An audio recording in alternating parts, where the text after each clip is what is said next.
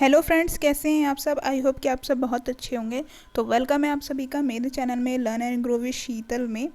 तो जैसा कि आप लोगों को पता ही है कि मेरे चैनल पर स्टेम फतेह सीरीज़ चल रही है, उसमें मैंने ज्योग्राफी की क्लासेस कंप्लीट कर दी हैं।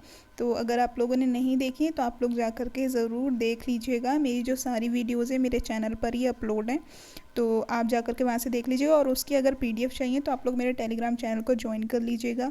टेलीग्राम चैनल की जो लिंक है वो मेरी जो डिस्क्रिप्शन बॉक्स है, इस वीडियो के डिस्क्रिप्शन बॉक्स में मैं दे दूँगी, तो आप वहाँ से जा कर के उसको डाउनलोड करके आराम से पढ़ लीजिएगा। ठीक है, आप लोगों को पता ही है कि वीडियो री एग्ज़ाम जो होने वाला है वो 18 जून को होने वाला है।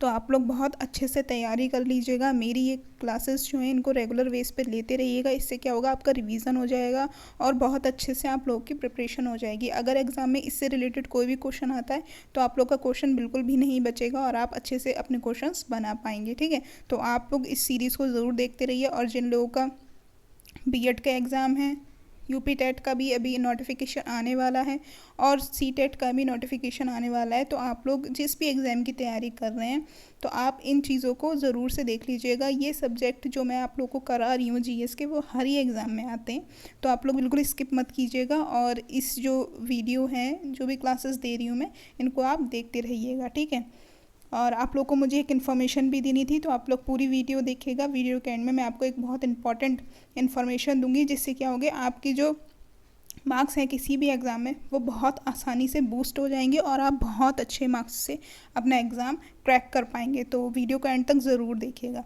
तो आज हमारा जो टॉपिक है वो भारतीय राज्य व्यवस्था है। इंडियन पॉलिटी में कंप्लीट करा रही हूँ, फर्स्ट पार्ट मैंने कंप्लीट करा दिया है। अगर आप लोगों ने अभी नहीं देखा है तो आप लोग जा करके ज़रूर से देख लीजिएगा। उसमें मैंने भारतीय राज्य व्यवस्था का जो परिचय है उसके बारे में क्लास ली है। ठीक है, तो आप लोग ज़रूर जा करके पहले उसको देख लीजिएगा। उसकी भी लिंक मैं अपनी इसी वीडियो के डिस्क्रिप्शन बॉक्स में दे दूँगी। ठीक है, तो चलिए शुरू करते हैं आज की हम अपनी ये क्लास। तो लास्ट मैंने यहाँ पर छोड़ा था, लास्ट वाली क्लास में, नागरिकता एवं मौलिक अधिकार। ठीक है, तो फर्स्ट वाले में मैंने आपको सारे बता दिए थे, संविधान के स्रोत क्या हैं, अनुच्छेद क्या हैं, वो मैंने सब आप लोग को बता दिया था, भाग वगैरह सब कुछ बता दिया। तो आज हम जो स्टार्ट कर रहे हैं वो नागरिकता एवं मौलिक अधिकार से स्टार्ट कर रहे हैं। ठीक है, तो भारतीय संविधान एकल नागरिकता प्रदान करता है। भारतीय संविधान है वो हमें कैसी नागरिकता प्रदान करता है। कभी कभी ये क्वेश्चन क्या होते हैं, डायरेक्ट पूछ लिए जाते हैं, तो इसलिए आप लोग इस क्वेश्चन को इंपॉर्टेंट मार्क करिएगा। ठीक है, तो इसमें क्वेश्चन हमारा ऐसे बन के आता है कि जो भारतीय संविधान है वो कैसी नागरिकता प्रदान करता है। तो कैसी नागरिकता, एकल नागरिकता प्रदान करता है। ठीक है, नेक्स्ट क्या है हमारा पॉइंट, नेक्स्ट पॉइंट है मौलिक अधिकारों का संरक्षक कौन है। ये क्वेश्चन बहुत इंपॉर्टेंट है और ये बहुत ही आराम से, बहुत ही क्वेश्चन इंपॉर्टेंट है, इसीलिए बहुत आराम से आ जाता है एग्जाम में। ठीक है, तो आप लोग इस क्वेश्चन को ज़रूर इंपॉर्टेंट मार्क करिएगा। ये जो मैं पॉइंट्स इसमें बता रही हूँ ये बहुत इंपॉर्टेंट पॉइंट्स हैं, तो आप लोग इनको ज़रूर से नोट डाउन कर सकते हैं। अगर नहीं कर पा रहे हैं तो आप मैं इसकी PDF जो अपने टेलीग्राम चैनल पर डाल दूँगी, आप वहाँ से डाउनलोड करके पढ़ लीजिएगा। ठीक है, तो जो मौलिक अधिकार की संरक्षक है वो कौन है, न्यायपालिका। ठीक है, इसके बाद नेक्स्ट है हमारा, वर्ष 2005 में सूचना का अधिकार अधिनियम प्रभावी हुआ था। तो क्वेश्चन ये बन सकता है एग्जाम में कि जो सूचना का अधिकार अधिनियम है वो कब प्रभावी हुआ, मतलब कब वो अस्तित्व में आया, तो वो 2005 में आया। ठीक है, इसके बाद नेक्स्ट है नागरिकता प्राप्त करने व खोने के विस्तार के विषय में विस्तार से जो चर्चा की गई है 1955 के नागरिकता कानून में की गई है। किस में की गई है, 1955 के नागरिकता कानून में। ठीक है, ये आप याद रखिएगा, 1955 के। ठीक है, इसके बाद नेक्स्ट है हमारा,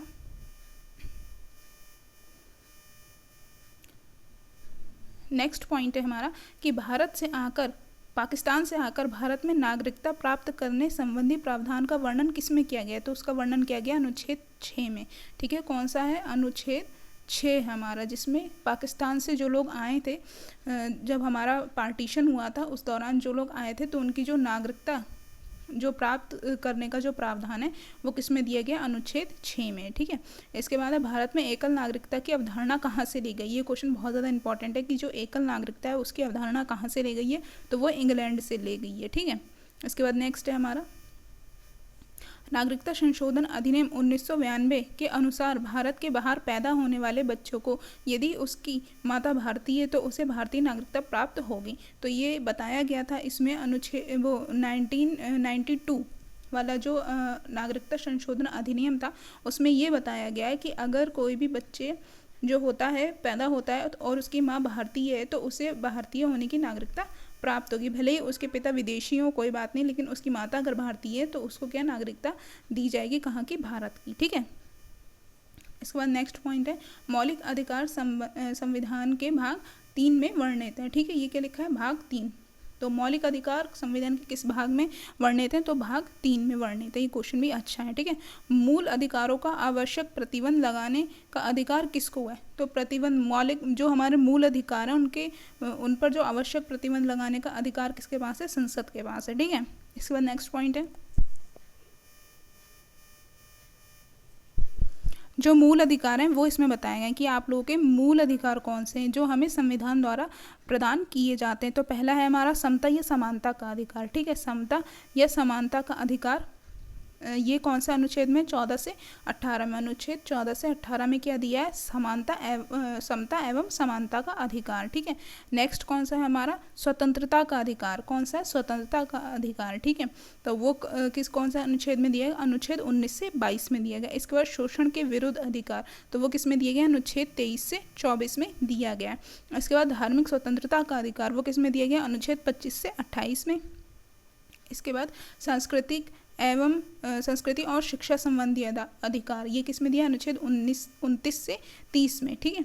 इसके बाद संवैधानिक उपचारों का अधिकार, तो संवैधानिक उपचारों का अधिकार जो है वो किस में दिया गया है, अनुच्छेद 32 में। ठीक है, इसमें ये वाला जो बहुत ज़्यादा इम्पोर्टेंट है। ठीक है, जो अनुच्छेद 32 में संवैधानिक उपचारों का अधिकार, ये किस में दिया, अनुच्छेद 32 में। ठीक है, तो इसकी आप ट्रिक भी बना सकते हैं।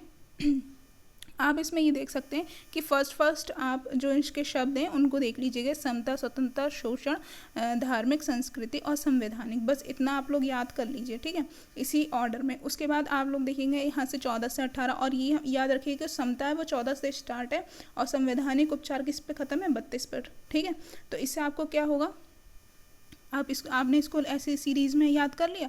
फिर उसके बाद आप याद करिए कि समता वाला किस में, अनुच्छेद 14 में। ठीक है, और इसके बाद ख़त्म कहाँ है, अनुच्छेद 32 में। तो आप देखिएगा 14 से 18, तो 14 के बाद जितने भी आ रहे हैं 15, 16, 17, ये 3 हमारे इसमें हैं। ठीक है, इसके बाद जो बाकी के बच्चे वो हमारे 19 से 22 इसमें हैं। तो इस तरीके से आप अपनी एक ट्रिक बना लीजिएगा। जैसे मेरी जो ट्रिक थी वो मैंने इसी तरह से याद किया था कि 14 से 18 यहाँ, 19 से 22 यहाँ, और 23 से 24 यहाँ, 25 से 28, 29 से 30 और 32 लास्ट वाला 32 वाले पे ख़त्म है। और पहला वाला कहाँ से शुरू है, 14 से 18 में।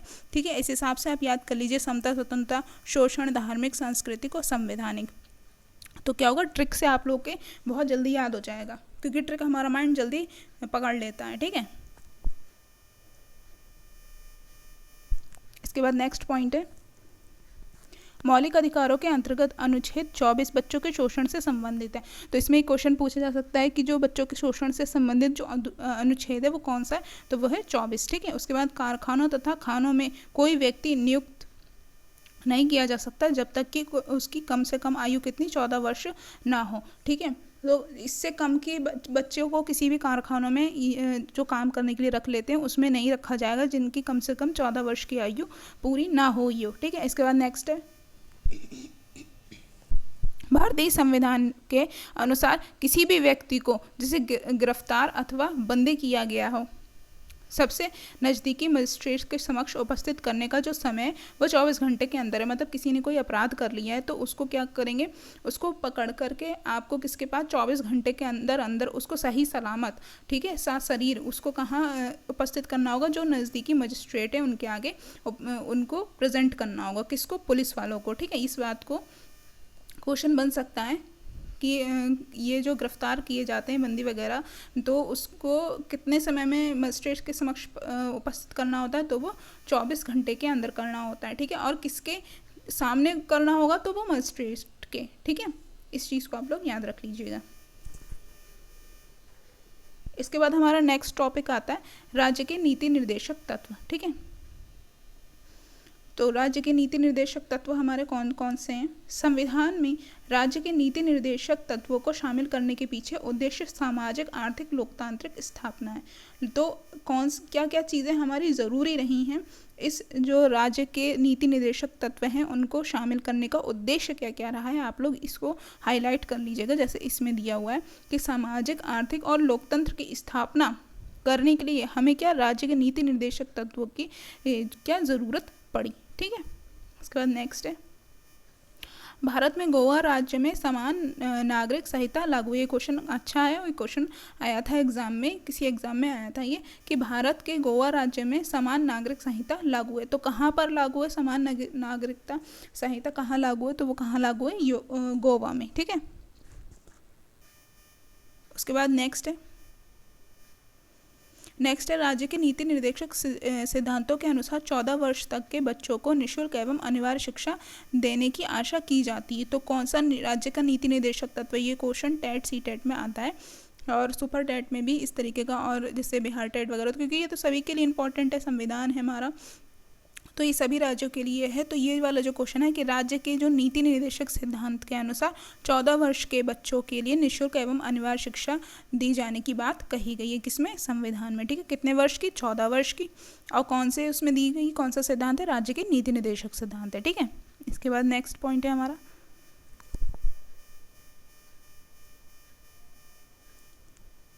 इसके बाद नेक्स्ट है कि विश्व के जो संसद हैं, जो संसदों के नाम क्या है? कभी कभी ये आ जाता है, ये क्वेश्चन स्टैटिक जीके में आता है। ठीक है, तो इसमें यहाँ दिए हैं देश और यहाँ दिए हैं संसद। तो पहला है अफगानिस्तान, तो अफगानिस्तान की जो संसद है उसका नाम क्या है? शोरा। ठीक है, तो आप ऐसे याद सकते हैं, अफगानिस्तान में बहुत शोर होता है, क्योंकि शोर क्या होता है, अभी बहुत ज़्यादा वहाँ अफरा तफरी मच गई थी, आपको पता ही होगा। तो उसमें बहुत सारे लोग, आपने देखा होगा कि उनको घर, जब उन्होंने तालिबान के लोगों ने वहाँ पर कब्जा कर लिया था तो वहाँ पर बहुत ज़्यादा शोर मच गया था। तो इस तरीके से आप याद रख सकते हैं, जो अफ़गानिस्तान है वहाँ की जो संसद का नाम है शोर, अफ़गानिस्तान शोर। ठीक है, इस तरीके से आप याद कर लीजिएगा। इसके बाद नेक्स्ट है ब्रिटेन कनाडा, ब्रिटेन और कनाडा। तो इस यहाँ की जो संसद है उसका नाम क्या? पार्लियामेंट। तो ब्रिटेन क्या होता है? ब्रिटानिया होता है ना, ब्रिटानिया। और ऐसे एक पार्ले जी भी होता है, तो आप पार्ले जी को मत आप पार्ले जी को किससे याद कर लीजिएगा? ब्रिटेन से याद कर लीजिएगा। पार्ले जी ब्रिटेन, पार्ले जी ब्रिटेन। ठीक है, तो इस तरीके से आपको याद आ जाएगा कि ब्रिटेन और कनाडा इन दोनों के किस में हो जाए। और किटकैट, इसको किटकैट करके याद कर लीजिए। हमें तो याद करना है क्योंकि हमें क्वेश्चन बनाना है पेपर में। ठीक है, इनसे गलत नहीं होना चाहिए कोई भी क्वेश्चन, क्योंकि एक क्वेश्चन आपको 1 मार्क्स दे करके जाता है। तो इस तरीके से कुछ भी फनी फनी ट्रिक्स बना लीजिए और उसको याद कर लीजिए, तो बहुत जल्दी से याद हो जाएगा आपको। इसके बाद नेक्स्ट है हमारा, देखिए भारत। तो भारत की तो सबको हम लोग को पता ही है कि इसको संसद नाम है जापान डाइट। तो इसको क्या बोलते हैं? जापान और डाइट। तो इसके बाद आप इसको ऐसे भी याद कर सकते हैं कि जा डाइट, जा कहाँ पर? डाइट में जा, कहाँ जा? डाइट में जा। ठीक है, तो जापान और डाइट। फिर उसके बाद बांग्लादेश, बांग्लादेश की क्या? जातीय संसद है। ठीक है, तो कुछ कुछ तो ऐसे नॉर्मल होते हैं जो हमें याद ही होते हैं। ठीक है, लेकिन इसका जो है बांग्लादेश, बांग्लादेश की भी आप लोग ऐसी कोई ट्रिक बना सकते हैं जिससे जातीय संसद को आप अटैच कर सकें। ठीक है, इसके बाद नेक्स्ट है पाकिस्तान। पाकिस्तान, हंगरी और फ्रांस, इन तीनों की जो संसद है उसका नाम क्या है? National assembly. ठीक है, तो क्या हम इसमें लगा सकते हैं अंदाज़ा कि जो पाकिस्तान है, हंगरी है और फ्रांस है, उसको क्या बोलते हैं? National assembly. क्या बोलते हैं? National assembly. जैसे स्कूल में भी होता था ना, तो असेंबली होती थी, तो उसी में हम ये जोड़ सकते हैं कि नेशनल असेंबली। और पाक, हंगरी और फ्रांस, इसकी भी ऐसी कोई ट्रिक बना लीजिएगा कि इससे क्या हो जाएगा? असेंबली आपको याद हो जाएगा। ठीक है, इसके बाद नेक्स्ट है संयुक्त राज्य अमेरिका। अमेरिका में क्या है? कांग्रेस। कांग्रेस क्या नाम है इनकी? जो संसद का नाम है कांग्रेस है। ठीक है, अमेरिका कांग्रेस। इसके बाद इजराइल, इजराइल की क्या है? नेसेट। इजराइल की क्या है? नेसेट। तो आप ऐसे याद सकते हैं, जो इजराइल है वो बहुत नकचड़ा है, तो नकचड़ा से क्या याद हो जाएगी आपको? नेसेट। नकचड़ा, नेसेट। इजराइल कौन सा है? नकचड़ा है, और क्या है? नेसेट। ठीक है, इसके बाद नेक्स्ट क्या है? ईरान, मालदीव। ईरान और मालदीव की क्या है? मजलिस। तो ये तो आप लोग वैसे भी याद रख सकते हैं कि ईरान है यहाँ पे और ये जो मालदीव है, तो इससे क्या बन जाएगा? मजलिस। मालदीव की क्या है? मजलिस। और ईरान की क्या है? ईरान को आप ईरान मत पढ़िए, ईराम पढ़ लीजिएगा। तो ईराम जब पढ़ेंगे तो ईराम में माँ आएगा, तो माँ से आपको वहाँ ऑप्शन होते ही हैं, तो ऑप्शन से आप अंदाज़ा लगा लें कि यहाँ मजलिस आएगा। ठीक है, इसके बाद नेक्स्ट है रूस। रूस की क्या है? डियोमा। ठीक है, रूस की क्या है? डियोमा। इसके बाद डेनमार्क। डेनमार्क की क्या है? फॉल्केटिंग। फॉल्केटिंग। ठीक है, इसके बाद क्या है? फोल्केटिंग। इसके बाद नेक्स्ट है स्विट्ज़रलैंड। तो ये जो स्विट्ज़रलैंड है इसकी क्या है?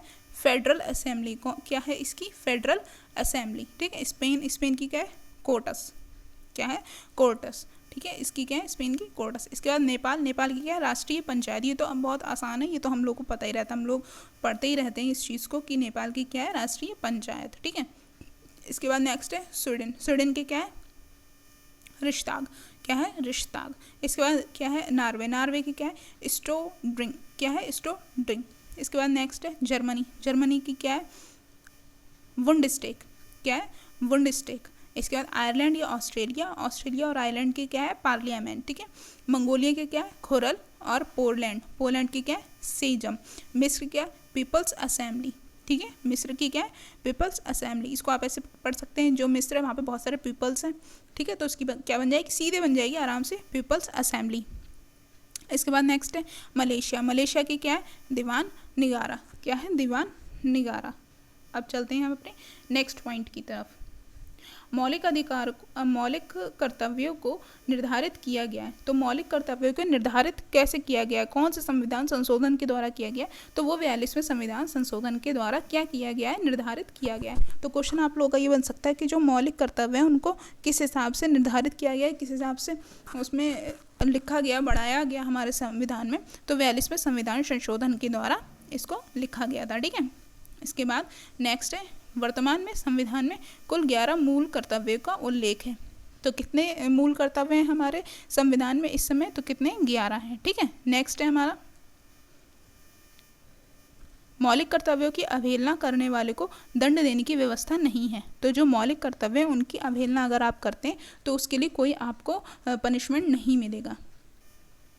इसके बाद नेक्स्ट है शपथ एवं त्याग पत्र की जो विधियां हैं, वो क्वेश्चंस आ जाते हैं आपके लिए कि कौन किसको अपना त्याग पत्र देता है और कौन किसको क्या शपथ दिलाता है। ठीक है, ऐसे क्वेश्चन बहुत आराम से बन जाते हैं आप लोग के एग्जाम में, तो आप लोग इस चीज़ को देख लीजिएगा। और पीडीएफ के लिए आप लोग बिल्कुल परेशान मत होइएगा, ये जैसे ही कंप्लीट होता है मेरा पॉलिटी का सारा सिलेबस, वैसे ही मैं आपको पीडीएफ क्या करूँगी, अपने टेलीग्राम चैनल पर डाल दूंगी। तो अगर आप लोगों ने टेलीग्राम चैनल अभी ज्वाइन नहीं किया है तो आप ज्वाइन कर सकते हैं, उसकी लिंक मैं अपने डिस्क्रिप्शन बॉक्स में दे दूँगी। ठीक है, तो आप लोग वहाँ से जाके आराम से डाउनलोड करके पढ़ लीजिएगा इसको, क्योंकि सारे पॉइंट्स बहुत इंपॉर्टेंट है, बहुत छाट करके ही इसमें मैंने लिखे गए हैं। ठीक है, इसके बाद फर्स्ट है हमारा जो राष्ट्रपति है उसकी शपथ कौन लेता है? मुख्य न्यायाधीश। ठीक है, और त्याग पत्र किसको देते हैं? उपराष्ट्रपति को। तो शपथ कौन दिलाते हैं? मुख्य न्यायाधीश दिलाते हैं, और जो त्याग पत्र वो कौन देता है? उपराष्ट्रपति को देते हैं। ठीक है, उसके बाद उपराष्ट्रपति जो है वो अपनी शपथ कौन दिलवाते हैं उनको? राष्ट्रपति। और जो त्याग पत्र है वो किसको देते हैं? वो राष्ट्रपति को ही देते हैं। ठीक है, उसके बाद राज्यपाल। जो राज्यपाल हैं वो राज्य के उच्च न्यायालय के जो मुख्य न्यायाधीश होते हैं उनके द्वारा इनको शपथ दिलाई जाती है। और जो राष्ट्रपति होते हैं वो उनको क्या देते हैं? ये राज्यपाल जो वो क्या देते हैं?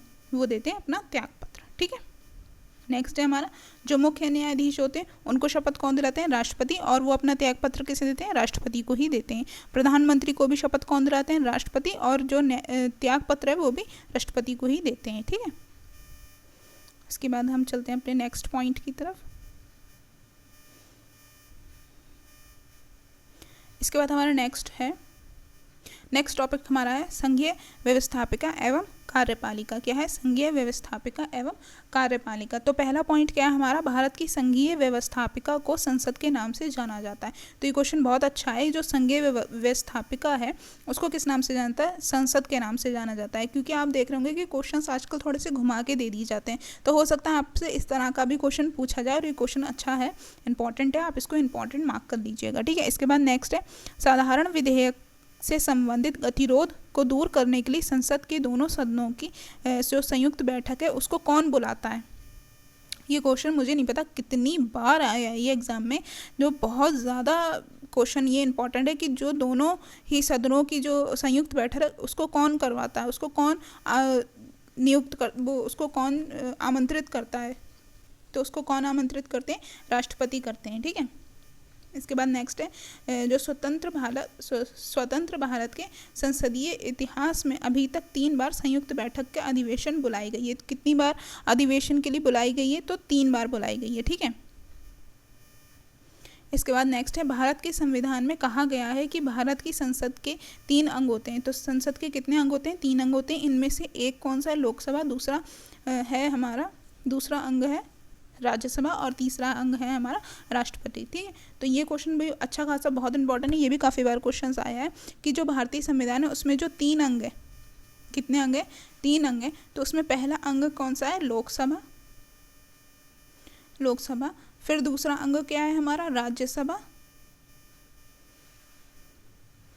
इसके बाद हमारा जो तीसरा है वो क्या है?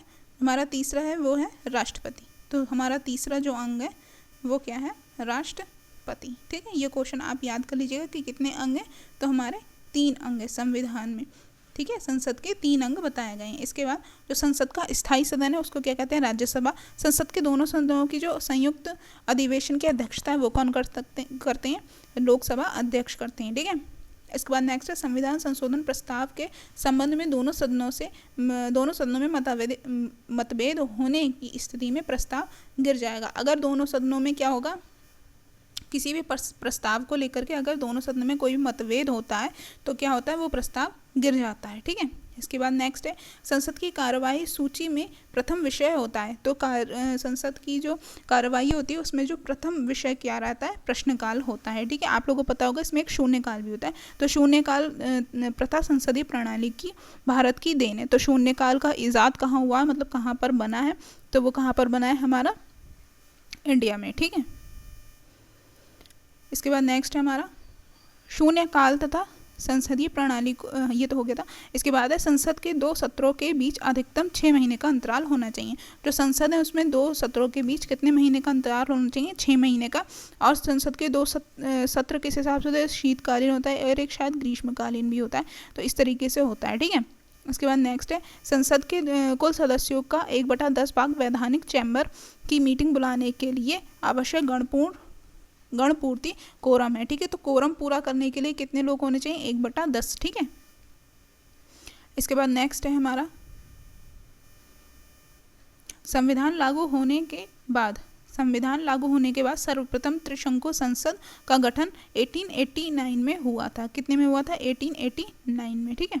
इसके बाद नेक्स्ट है हमारा भारत की पार्लियामेंट संसद का उद्घाटन 1927 में हुआ था। तो पार्लियामेंट संसद का जो उद्घाटन कब हुआ था? 1927 में। इसके बाद नेक्स्ट है हमारा कि भारत किसी संसद सदस्य की अयोग्यता के संदर्भ में निर्णय कौन करता है? ये करते हैं राष्ट्रपति, ठीक है। इसके बाद भारत की संचित निधि से धन निर्गम की जो संसद का नियंत्रण है, धन निर्गम पर जो संसद का ही नियंत्रण रहता है। मतलब भारत की जो संचित निधि है, ठीक है, उसमें जो धन निकाला जाता है, ठीक है, धन का निर्गम वगैरह जो भी होता है तो वो संसद का ही उस पर पूरा कंट्रोल रहता है, ठीक है, पैसे वैसे का जिस हिसाब से निकलता है, ठीक है। इसके बाद नेक्स्ट हमारा संसद की लोकसभा को प्रतिनिधि सभा भी कहा जाता है। क्वेश्चन इंपॉर्टेंट है, क्वेश्चन आ जाएगा आपके एग्जाम में।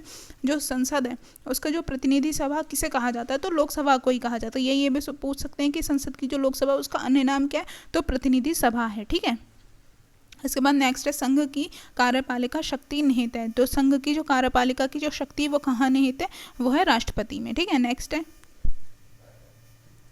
राष्ट्रपति चुनाव संबंधी मामले उच्चतम न्यायालय के पास भेजे जाते हैं। जो राष्ट्रपति हैं उनके चुनाव की जो संबंधी मामले हैं वो कहाँ भेजे जाते हैं? उच्चतम न्यायालय के पास भेजे जाते हैं।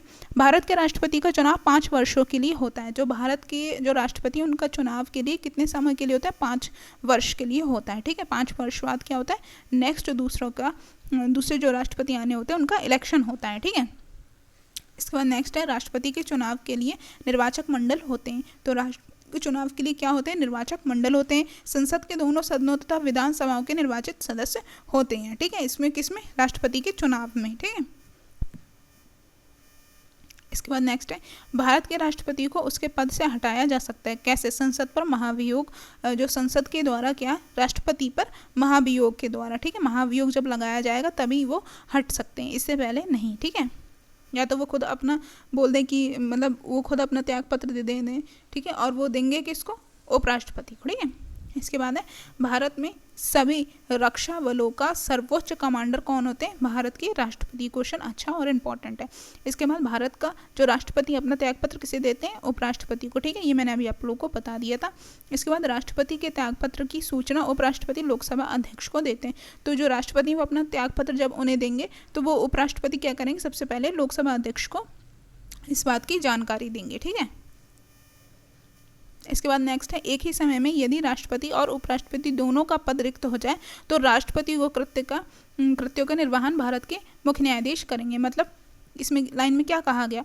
जो राष्ट्रपति हैं और जो उपराष्ट्रपति हैं, अगर वो दोनों ही पद से रिक्त हो जाए, मतलब वो पद ही बिल्कुल रिक्त हो जाए, मतलब खाली हो जाए, दोनों ही निकाम पे हैं, को दोनों ही काम नहीं कर रहे हैं, सीट खाली है, तो क्या होगा? उस पर जो उनके कार्यों का निर्वहन, जो राष्ट्रपति हैं उनके कार्यों का निर्वहन कौन करेंगे? भारत के जो मुख्य न्यायाधीश होंगे। ठीक है, तो वो क्या करेंगे? उनके कामों का निर्वहन करेंगे। ठीक है, जब राष्ट्रपति की मृत्यु, त्यागपत्र या पद से हट जाते हैं या अन्य कारणों से अपने कर्तव्यों का निर्वहन नहीं कर सकते हैं तो क्या होता है? तो उपराष्ट्रपति 6 माह तक राष्ट्रपति के रूप में काम कर सकते हैं। मतलब राष्ट्रपति क्या होंगे? अगर उनकी मृत्यु हो गई, त्यागपत्र दे दिया है या वो पद से हट गए हैं तो क्या होगा? उनके जो कार्य हैं, उनका जो कर्तव्य है, उसका निर्वहन वो नहीं कर पा रहे हैं, तो वो कौन? 6 माह तक कौन कर सकते हैं? जो हमारे उपराष्ट्रपति होंगे। ठीक है, इसके बाद नेक्स्ट पॉइंट है, सबसे लंबे समय तक भारत के जो राष्ट्रपति वो कौन रहे? क्वेश्चन अच्छा है कि जो हमारे सबसे लंबे समय तक जो भारत के राष्ट्रपति कौन रहे हैं? वो बिहार से हैं, डॉक्टर राजेंद्र प्रसाद। इसके बाद नेक्स्ट है, भारत का राष्ट्रपति चुने जाने वाले प्रथम गैर कांग्रेसी उम्मीदवार कौन थे? तो वो थे वी गिरी। ठीक है, इसके बाद नेक्स्ट है, भारतीय राष्ट्रपति के सर्वसम्मति से चुने जाने का अभी तक एकमात्र उदाहरण कौन है? नीलम संजीवा रेड्डी। मतलब इनके टाइम में कोई भी और इनका कॉम्पिटिटर नहीं था। ठीक है, इस चीज़ को आप लोग ध्यान रखिएगा। ये बिना किसी मतलब उसके बिना कंपटीशन के, मतलब एक सर्वसम्मति से, मतलब सबकी उससे वोट सब इन्हीं की तरफ पड़ा था और ये बन गए थे कौन? राष्ट्रपति। ठीक है, इसके बाद है, भारत के कार्यपालिका का अध्यक्ष कौन होता है? राष्ट्रपति होता है। और राष्ट्रपति का महाभियोग का आरोप एक संकल्प के रूप में संसद के किसी भी सदन में लाया जा सकता है। यह कम से कम 14 दिन की लिखित सूचना के बाद ही प्रस्तुत किया जाए। मतलब जो महाभियोग है वो लगने से पहले 14 दिन पहले संसद के किसी भी सदन में लाया जा सकता है। ठीक है, इसके बाद नेक्स्ट है, संसद में राष्ट्रपति के विरुद्ध महाभियोग प्रस्ताव पास करने के लिए संसद के कुल सदस्यों में से कम 2/3 सदस्यों का समर्थन होना चाहिए। ठीक है, इसके बाद राष्ट्रपति पद के लिए अधिकतम निर्वाचित होने की कोई सीमा नहीं है। मतलब राष्ट्रपति पद के लिए कोई भी एज लिमिट नहीं है, कितने पे भी आप हो सकते हैं। ठीक है, निर्वाचित, उसकी कोई अधिकतम वाली नहीं है। ठीक है, इसके बाद नेक्स्ट है, राष्ट्रपति का निर्वाचन अप्रत्यक्ष रूप से होता है। तो राष्ट्रपति का निर्वाचन कैसे होता है? अप्रत्यक्ष रूप से होता है। और इनकी जो वोटिंग होती है वो कौन करते हैं? ये मैंने अभी आप लोगों को बताया था। तो वोटिंग जो होती है, जो संसद के जो भी दोनों सदन होते हैं और विधानसभाओं के जो निर्वाचित सदस्य होते हैं वो इनके चुनाव में काम करते हैं। ठीक है, मतलब वोट देते हैं। तो आज की वीडियो मैं यहीं तक रखती हूँ, मतलब आज की क्लास में यहीं तक रखती हूँ। और ये जो वीडियो है इसको आप लोग ज़रूर से देख लीजिएगा, बहुत अच्छे से इनको रिवाइज़ करते रहिएगा। और क्या होगा, ये जो इंपॉर्टेंट पॉइंट्स हैं ये आपके ज़रूर किसी ना किसी एग्ज़ाम में आपको मिल जाएंगे। ठीक है, इसके बाद आप लोग इसकी PDF मेरी टेलीग्राम चैनल से ज्वाइन कर सकते हैं। मेरा जो टेलीग्राम चैनल है उसकी जो लिंक है मैं अपने डिस्क्रिप्शन बॉक्स में दे दूँगी, आप वहाँ से जा करके आराम से डाउनलोड करके पढ़ सकते हैं। ठीक है, पहले मैं कंप्लीट कर लूँगी इसको, फिर उसके बाद मैं आपको लोगों को कराऊँगी। ज्योग्राफी की क्लास की PDF मैंने डाल दी है, उसकी क्लासेस भी कंप्लीट हो गई। आप लोगों ने नहीं देखी तो आप चैनल पर जा करके देख लीजिएगा। ठीक है, और आप लोगों को मुझे एक इन्फॉर्मेशन जो देनी थी, वो इन्फॉर्मेशन ये थी कि टेक्स्ट बुक पे इस टाइम ऑफ़र चल रहा है। अगर आप लोगों को कोई भी टेस्ट सीरीज परचेज़ करनी है तो आप लोग उसको परचेज़ करने के लिए मेरा रेफरल कोड यूज़ कर सकते हैं। जो रेफरल कोड है वो मैंने अपने डिस्क्रिप्शन बॉक्स में दे दिया है। तो आप वहाँ से क्या कर लीजिएगा, कॉपी कर लीजिएगा और आराम से वहाँ से कोड में डाल दीजिएगा, रेफरल कोड में, और आपको 10% का ऑफ मिल जाएगा। ठीक है, तो अभी आप लोग को पता है कि वीडियो का भी री एग्ज़ाम होने वाला है तो आप लोग टेस्ट देते रहिएगा। पहले आप थोड़ा सा अच्छे से रिवाइज कर लीजिए जितना भी आप लोगों ने पढ़ा है, उसके बाद टेस्ट दीजिएगा। फ्री भी टेस्ट है, और अगर आपको पसंद आ रहा है तो आप टेक्स्ट बुक पर ज़रूर ज्वाइन करिएगा। और उस पर भी और भी सुपर कोचिंग का भी ऑफ़र चल रहा है, तो अगर आप लोग लेना चाहते हैं तो आप लोग ज़रूर वहाँ से विज़िट कर लीजिएगा और देख लीजिएगा, और मेरा रेफर कोड यूज़ कर लीजिएगा, ठीक है। और आगे आप लोगों को कोई भी सजेशन देना हो तो आप लोग कमेंट में बता दीजिएगा मुझे, ठीक है। और इसके बाद मैं नेक्स्ट हिस्ट्री की क्लास स्टार्ट करूँगी, तो जितना हो पाएगा मेरे से मैं उतना आप लोग की हेल्प ज़रूर करने की कोशिश करूँगी। अगर कोई क्वेश्चन हो तो आप लोग कमेंट बॉक्स में बता दीजिएगा, मैं उसको पढ़ लूँगी, और अगर उससे रिलेटेड मेरे को कोई भी जानकारी होगी तो मैं आप लोग को दे दूँगी, ठीक है। तो चलती हूँ, आप लोगों से मिलती हूँ न्यू वीडियो में। तब तक के लिए टेक केयर, बाय बाय। और लाइक, सब्सक्राइब और शेयर ज़रूर करिएगा मेरी चैनल को। So thank you so much, bye bye.